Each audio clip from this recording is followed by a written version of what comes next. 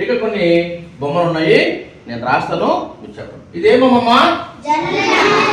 ఏంటమ్మది? జల్లెడ, అంతే కదా? నెక్స్ట్ ఇక్కడ ఏం చేస్తున్నారు? ఇక్కడ చెప్పండి పెద్దగా. జపం.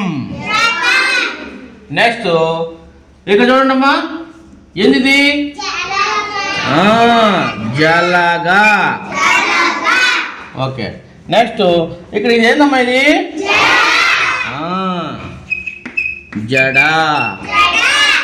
చూడండి, నేను చెప్తాను, మీరు ఇప్పుడు పలకండి. జల్లెడ, జపం, జలగా, జడ. మళ్ళీ చెప్తాను.